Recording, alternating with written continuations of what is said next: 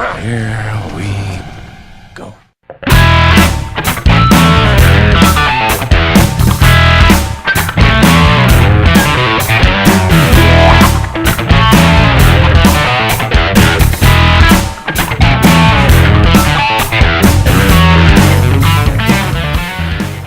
Bourne Supremacy is directed by Greengrass, and it stars Matt Damon reprising his role as the ex-CIA assassin Jason Bourne. This review will contain minor spoilers for not only this movie, but retroactively Bourne Identity, so if you have not seen either of those movies, go watch them, man, come on. The Bourne Supremacy once again follows Jason Bourne, who after his girlfriend Marie is killed is forced back to resume his former life as a trained assassin in order to survive and to find her killer. Now, if you watch my review of The Bourne Identity, you would know that I am a massive fan of this trilogy. Bourne Identity is a fantastic start to this trilogy, but I really don't think the story really gets going until Paul Greengrass steps in. Now, Paul Greengrass is not only the director of this movie, but he's the director of The Bourne Ultimatum, and he's the director of the upcoming Jason Bourne. And it's so refreshing when you watch movies like The Bourne Supremacy, even more so when it actually accomplishes what it tries to accomplish. What I love about this movie in particular is we get an uncaged version of Jason Bourne. In the first movie, he had to be a little more composed because of Marie, and he had to keep an eye on her.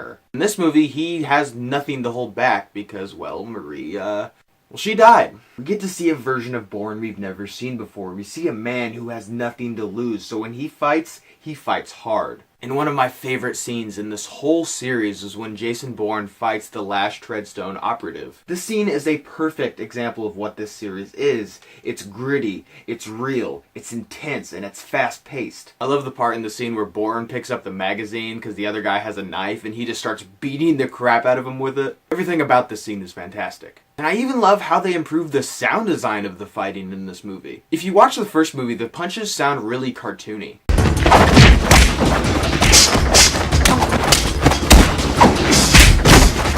But in this movie, they have a much more realistic sound to them.